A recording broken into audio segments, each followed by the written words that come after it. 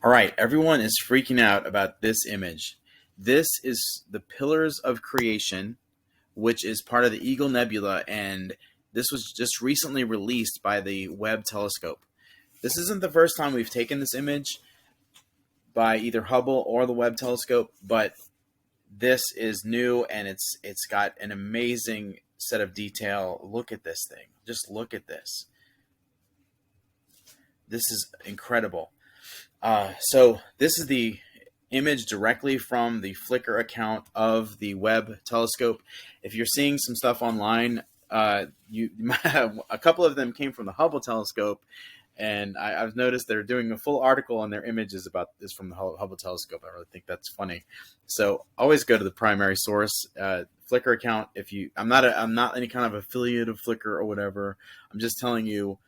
The Hubble and Webb telescopes both have an account, and they have amazing pictures on those accounts. They have like colliding galaxies and all kinds of cool stuff. I really check it out, and pictures of Jupiter and stuff like this. So this is what everyone's amazed about, and for very obvious reasons. So a little bit of facts about this, and I'm also going to tell you about the coloring process, because I know right away people might know that Webb is an infrared telescope, and if you don't, there's the info. It's an infrared telescope. Some people are going to say, well, if it's infrared, how come I can't see it? If I'm flying around in a spaceship, it's not going to look like that. Okay, so what? And second of all, you're not going to be flying around in a spaceship anytime soon where you can see this nebula. So stop freaking out about it and acting like a goofball. All right. So, by the way, I missed this part. These are the pillars, these little things here, and we're going to flip it so that it's upright, so it looks like the pillars, but this is the actual angle it came through. So, anyway, I will answer that colorization process. Nobody freak out about it. But the big thing to know here, a lot of people might have thought this is from the Hubble telescope, because Hubble got a lot of notoriety when it launched in the 90s. What it was like April 1990. There was like, if you would have wanted to get images from that one on the primitive internet, or maybe you had Prodigy or AOL or something, it would have taken like all day to get this image downloaded by dial tone. So, but now we get to see these things at will. But the Webb telescope was just recently launched, and I feel like it went under the radar, not physically. I mean, it probably had a good radar image, but we had COVID going on. We're just coming out of COVID. This was in December 2021 when Webb was launched. And so you might be seeing news articles and thinking this is Hubble. No, this is Webb. This is the infrared telescope. We'll talk about the two, because one's infrared, the other one's visible. And this infrared image is rendered from what came through the telescope.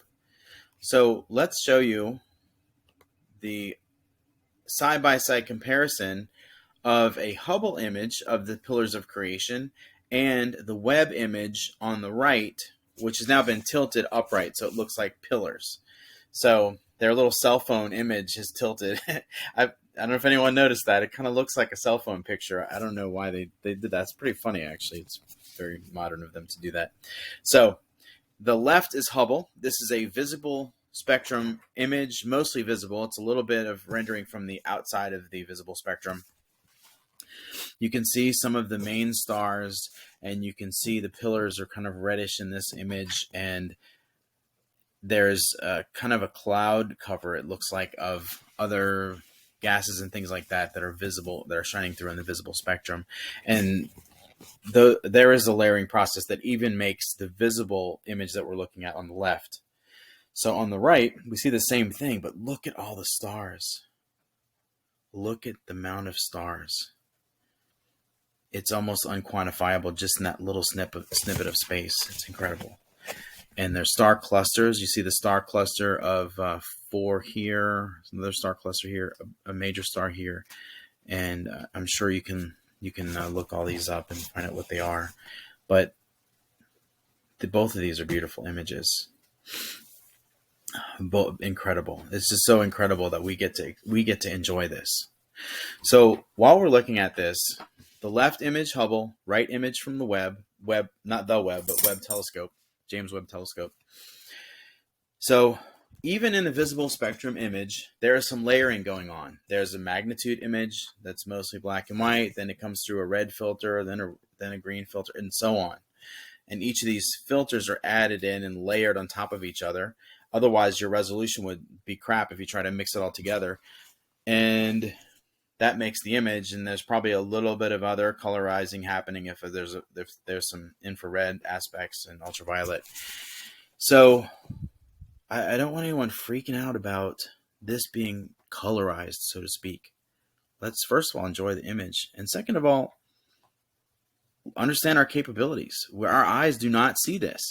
We are blessed by being able to see this because of what the scientists have been doing.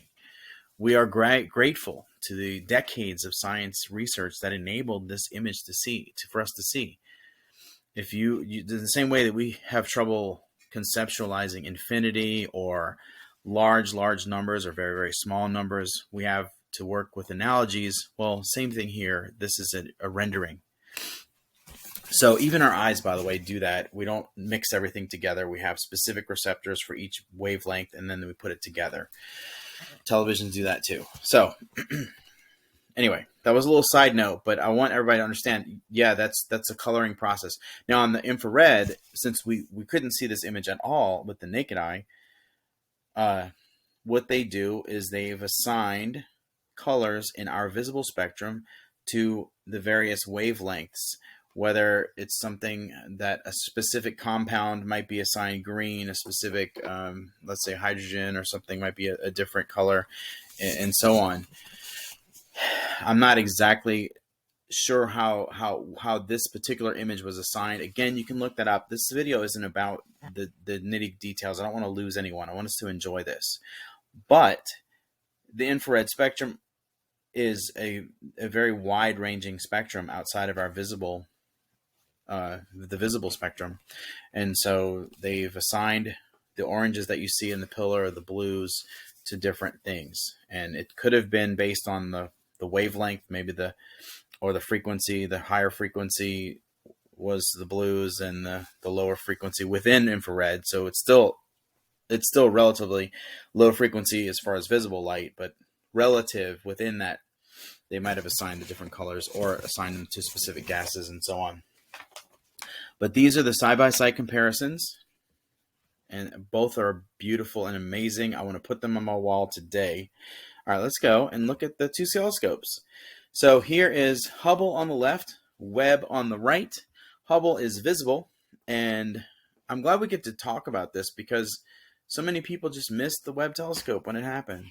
So this is a little person down here, and well, that's cool. Her reflection is in the mirror because it's a mirror telescope. It's remember when that mirror, they talked about how that was made. Oh, that was amazing.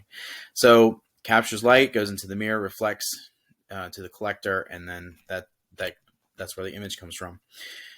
This does a similar process. Here's the dish here. The dish for this one is inside, way back here, but this dish is here on top, and this is the collector here, and that's where the focal point of the image will go and then reflect back. So this is what this dish will, this is mostly collecting infrared.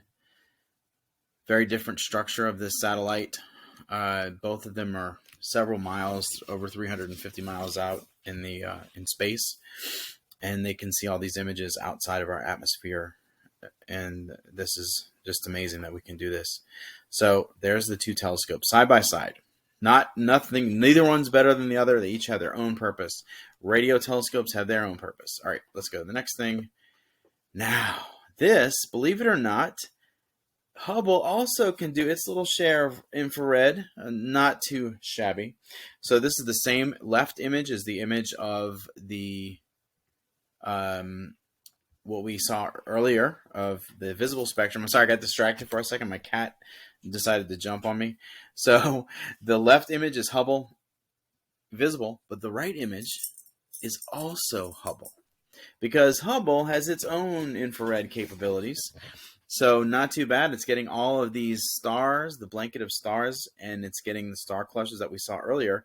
In fact, the nebula is actually less visible. It's more ghostly in this image, but it's still amazing.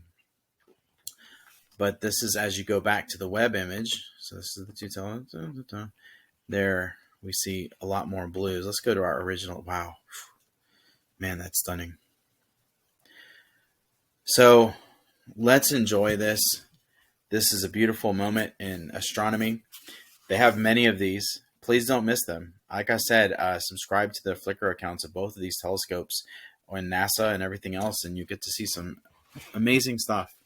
This is the universe, and we get to see it. So I invite you to do that. I invite you to share this with people, share this video with people, and have them understand and appreciate this. And download some images, give some gifts with these images. Not gifts, but gifts with these images. Get a framed photo of these and buy one if you have to, and have this on your wall. Wow. So we'll see you next time.